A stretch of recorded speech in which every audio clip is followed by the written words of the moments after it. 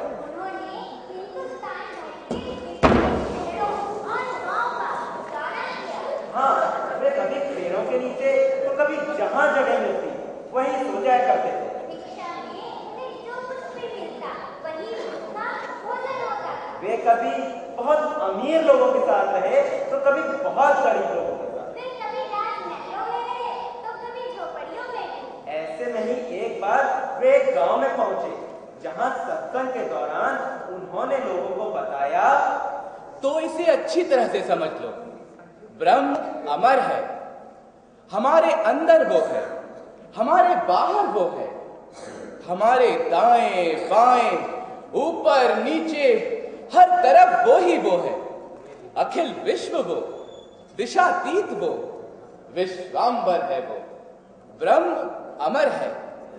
इसे जानने के लिए विश्वास होना आवश्यक है। विश्वास ही मनुष्य के भीतर छिपे देवत्व को प्रकट करता है। अच्छा, बहुत रात हो गई है, आप लोग घर जाएं, हम कल आगे की बात करेंगे।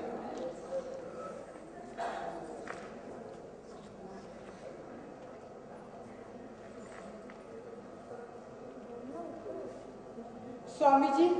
क्या बात है बेटा? स्वामी जी, आपने कल से कुछ नहीं खाया है। मैं नीच जाति का हूँ, इसलिए पकाकर नहीं लाया। आप चाहें तो खुद पका ले, मैं लकड़ियाँ ला देता हूँ। अरे सुनो सुनो सुनो सुनो, तुम बहुत दयालु हो, बहुत ही दयालु।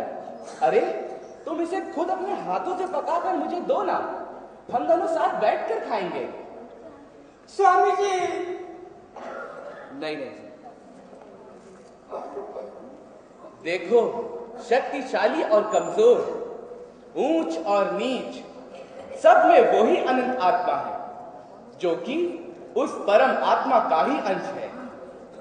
वास्तव में ईश्वर ने तुम्हें बनाकर खुद को तुम्हारे भीतर छिपा लिया है, और अब तुम्हें चाहिए कि तुम खुद को छिपाकर ईश्वर को प्रकट करो।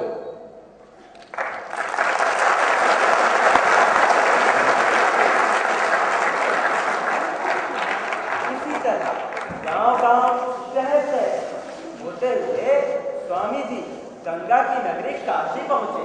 वहां पर सागर विश्वनाथ, अन्नपूर्णा, मां दुर्गा सहित कई देवी देवताओं के दर्शन किए। वाराणसी में प्रवास के दौरान उनके जीवन में एक ऐसी घटना घटी जो देखने और सुनने में तो साधारण सी लगती है, पर उन्हें जीवन में एक महत्वपूर्ण सीख दे गई। ऐसी कौन सी घटना घट गई जो उनके लिए जीवन भर की सीख बन गई?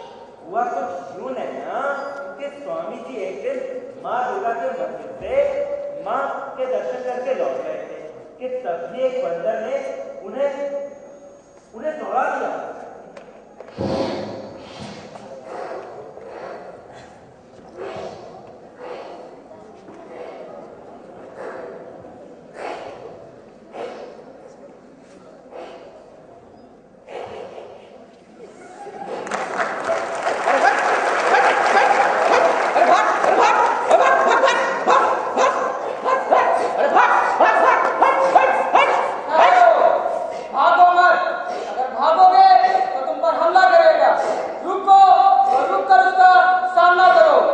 ठीक है, हट हट हट हट।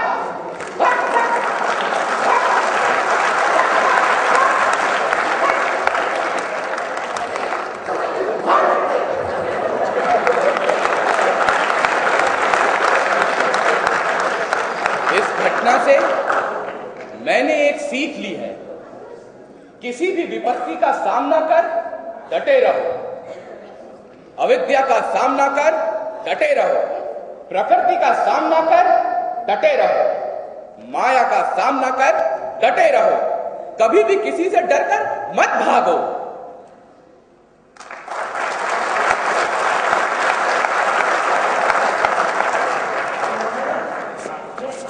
प्रवास के दौरान एक भाषण में इसी बंदरवादी घटना का उल्लेख करते हुए स्वामी जी ने कहा था कि समस्या से भागना किसी भी समस्या का है, बल्कि हमें दृढ़तापूर्वक समस्या का सामना करना चाहिए। आप सब ये बात गौर कीजिए कि किसी भी समस्या से डरकर भागना नहीं है, बल्कि दृढ़ता से उसका सामना करना है। अच्छा आनंद भैया, हाँ, स्वामी जी भारत भ्रमण के दौरान और कहाँ गए? स्वामी जी भारत भ्रमण के दौरान गांव, कस्बों और शहरों में अनेकों स्थानों पर गए। ऐसे में ही वे राजस्थान पहुंचे। अरे हाँ, याद आया, राजस्थान के अलवर राज के राजा मंगल सिंह बड़े ही अंग्रेज परस्त आदमी थे।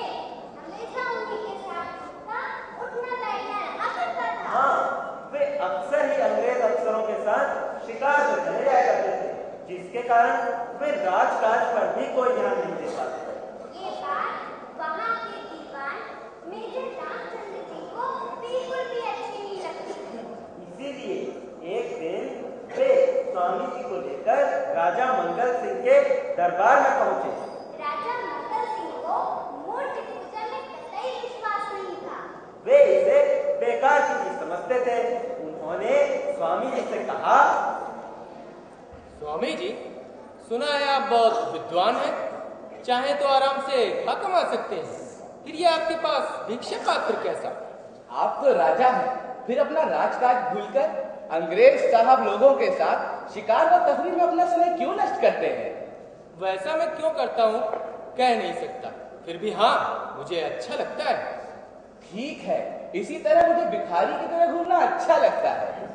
अच्छा बाबा जी महाराज, ये सारे लोग जो मूर्ति पूजा करते हैं, इसमें मेरा बिल्कुल भी विश्वास नहीं है। ऐसी स्थिति में मेरी क्या गति होगी?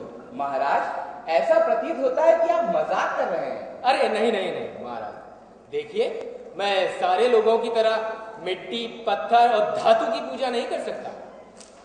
तो क्या इससे अगले जन्म में मेरी अधोगति होगी? अच्छा दीवान जी, ये सामने की दीवार पर महाराज की ही तस्वीर है ना? जी हाँ स्वामी जी, ये महाराज की ही तस्वीर है। क्या आप इस पर थूक सकते हैं? ये क्या कह रहे स्वामी जी, भला ऐसा हम कैसे कर सकते हैं? ये तो हमारे महाराज की प्रतिमूर्ति है। हाँ, ऐसा भले ही हो, पर महाराज तो स्वयं अपने शरीर के साथ इस चित्र पे मौजूद नहीं है। महाराज की तरह ना ही इस चित्र में उनका हाड़ मांस है और ना ही उनके इस चित्र में उनका रक्त प्रवाहित हो रहा है। फिर भी आप इस निर्जीव चित्र पर थूकने के लिए तैयार नहीं। ये सिर्फ इसलिए क्योंकि कागज या कपड़े पर बने इस चित्र में आपको अपने महाराज के दर्शन होते हैं। जी हाँ स्वामी जी, और इसीलिए आपको लगता है कि इस चित्र पर थूकने पे आप स्वयं महाराज का अपमान कर रहे हैं। जी हाँ। देखिए महाराज, हालांकि एक दृष्टि से इस चित्र में आप नहीं हैं, पर दूसरी दृष्टि से ये स्वयं आप ही हैं। इसमें आपका प्रतिबिंब है। ये इनके मन में आपको लाभ उठाता है। उसकी ओर देखने में वे स्वयं आपको देखने लगते हैं। इसीलिए वे जितना सम्मान आपका करते हैं, उतना ही सम्मान उस चित्र का भी करते हैं। हाँ ये तो है स्वामी जी। महाराज मंगल सिंह जी, इसी तरह एक भक्त जो पत्थर या धातु से बने देवी देवताओं की पूजा करते हैं, वास्तव में वे उस प्रतिमा के माध्यम से अपने देवी देवताओं को अपने हृदय में धारण करते हैं। वाह स्वामी जी, वाह, आपने तो मेरी आंखें खोल दी। कितनी सरलता के साथ सब कुछ समझा दिया। आप धन्य हैं स्वामी जी, आप धन्य हैं। मेरे स्वामी, यही नाम आपके अनुकूल है, कहिए आप स्वीकार करते हैं? किया भाई किया। मुझे मालूम था आप स्वीकार करेंगे। आप अपने स्नेहजनों की प्रार्थना कभी अस्वीकार नहीं करते। अच्छा महाराज, अब आप अपना आसन ग्रहण कीजिए। जी स्वामी जी। एक बात और है। अब क्या है? मैंने सुना है कि अमेरिका के शिकागो शहर में विश्व के धार्मिक नेताओं का एक बहुत बड़ा महासम्मेलन हो रहा है। अच्छा? जी हाँ, ये धर्म की एक बहुत बड़ी महासभा होगी। स्वामी जी, आप अक्सर कहा करते हैं कि आज इस बात की जरूरत है कि दुनिया भारत को अध्यात्म की भूमि के रूप में स्वीकार करे। आपको वहां जाकर भारत का प्रतिनिधित्व करना चाहिए। मैं अमेरिका में धर्म सभा? किंतु की कोई बात नहीं, मैं हर चीज का प्रबंध कर दूंगा। सिर्फ आप ही हैं जो दुनिया को समझा सकते हैं कि सच्चा धर्म क्या है और हमारी प्राचीन धरती को क्या प्रदान करना है। आपने मुझे बहुत अच्छी तरह से समझाया है, अब आप सारे विश्व को समझाइए। स्वामी जी, ये बहुत बढ़िया अवसर है। आप अपने विचारों का उपहार सारे विश्व में प्रदान करें। पर वो इनकार ना करें स्वामी। लेकिन मुझे नहीं लगता कि मैं इस कार्य के योग्य भी हूँ। आप योग्य नहीं है? स्वामी विवेकानंद योग्य नहीं है? ये क्या कह रहे हैं स्वामी? सिर्फ आप ही ये काम कर सकते हैं। मैं ये अच्छे से जानता हूँ और शीघ्र ही ये सारा संसार भी जान जाएगा। ठीक है। धन्यवाद स्वामी जी। अच्छा, अगर आपकी आज्ञा हो तो मैंने आपके मनोरंजन के लिए कुछ प्रबंध किया है।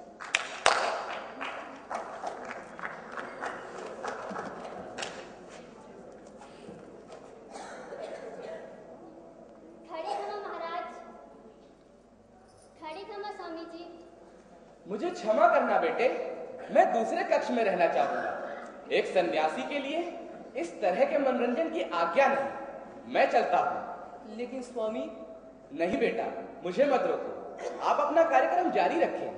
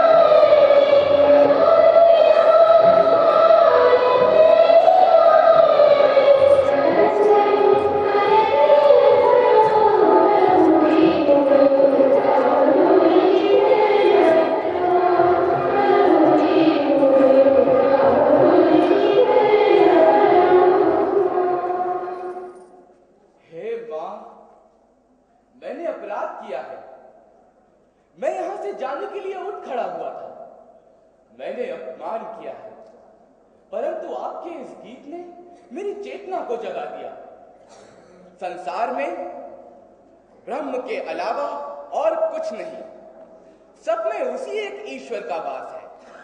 उसके सामने मनुष्य या पुरुष या स्त्री, पवित्र या अपवित्र जैसी कोई बात नहीं होती। आपका गीत सुनकर मुझे एक प्रश्न उठा, क्या यही मेरा सन्यास है जो लोगों में किसी भी तरह का भेद करता है? मुझे क्षमा करें मां। नहीं स्वामी, ऐसा ना करें।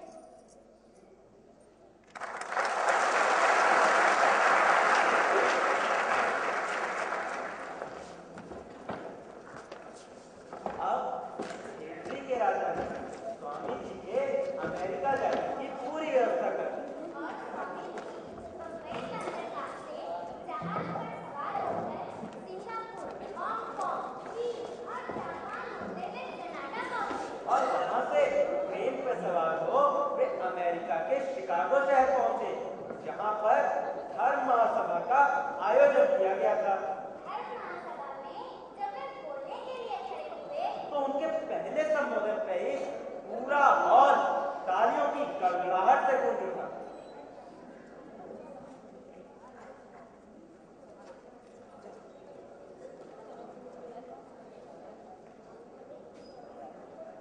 Sisters and brothers of America,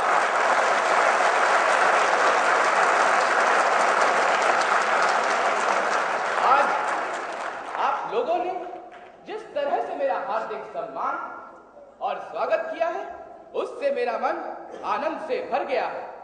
इस धरती पर सबसे अधिक प्राचीन सन्यासी समाज की ओर से मैं आप सबका धन्यवाद करता हूं। धर्म की जन्मभूमि भारत और सभी वर्ग एवं समुदाय के हिंदुओं की ओर से मैं एक बार पुनः आप सबका धन्यवाद करता हूं। इस मंच से बोल कर गए कुछ सुधी विद्वानों का भी मैं उपकार मानता हूं, जिन्होंने प्राचीन देशों से आए हुए प्रतिनिधियों के बारे में अपने विचार प्रकट करते हुए ये कहा कि इन देशों ने सारी दुनिया को सहिष्णुता और भाईचारे का पाठ पढ़ाया है। सारी दुनिया को सभी अच्छे विचारों को स्वीकार करने की शिक्षा दी। हम हिंदुस्तानी केवल सभी धर्मों के साथ सहिष्णुता और भाईचारे में ही विश्वास नहीं करते, बल्कि सभी धर्मों की सच्चाई को भी स्वीकार करते हैं। मुझे एक ऐसे देश के नागरिक होने का अभिमान है जिसने इस धरती के सभी धर्मों और सभी देशों के सताए हुए शरणार्थियों को शरण दी। आप सभी को यह बताते हुए मुझे यह गर्व होता है कि हमने अपने सीने में यहूदियों के पवित्रतम अवशेषों को जगह दी और उन्हें भी दक्षिण भारत में स्थान दिया, जबकि उसी वर्ष उनका पवित्र मंदिर उन्हीं के देश में रोमन जाति के अत्याचारों के चलते धूल में मिला दिया गया था। भाइयों और बहनों, मैं आप लोगों को एक स्तोत्र के बारे में बताता हूं जिसे बचपन से मैं ही नहीं दोहरा रहा, बल्कि मेरे जैसे लाखों और भी लोग प्रतिदिन इसका जाप करते हैं। इसका आशय है, जैसे भिन्न भिन्न नदियां भिन्न भिन्न स्रोतों से निकलकर सागर में मिल जाती हैं, उसी प्रकार हे प्रभु भिन्न रुचि के अनुसार टेढ़े मेढ़े और सीधे साधे रास्तों से गुजरकर मुझी में आकर मिल जाते हैं। यह सभा अब तक हुए सर्वश्रेष्ठ सम्मेलनों में से एक है। इसमें स्वयं गीता के उपदेश को अभिव्यक्त किया है। ये यथा माम प्रपद्यन्ते तामस तथैव भजाम्यहम् मम वर्तनानु अनुवर्ते मनुष्याः पार्थ सर्वशः। जो कोई भी मेरी ओर आता है, चाहे किसी भी प्रकार से हो, मैं उसको प्राप्त होता हूं। सांप्रदायिकता, हठधर्मिता और उससे उपजी धर्मांधता इस सुंदर पृथ्वी को हिंसा से भरती आ रही है, उसे बार बार मानव रक्त से नहलाती रही है, सभ्यताओं का सत्यानाश करती रही है, सारे के सारे देशों को निराशा के गर्त में डालती रही है। यदि ये भयंकर राक्षसी ना होती तो मानव समाज आज की अवस्था से कहीं अधिक ऊपर उठ गया होता, किंतु अब उसका समय समाप्त हो चुका है और आज सुबह इस सभा के सम्मान में जो यह घंट ध्वनि हुई है, वो सारी धर्मांधता का, तलवार व लेखनी द्वारा हो रहे सभी अत्याचारों का तथा एक ही दुर्लक्ष्य की ओर बढ़ने वाले मनुष्य की आपसी कड़वाहटों का मृत्यु नाद सिद्ध होगी।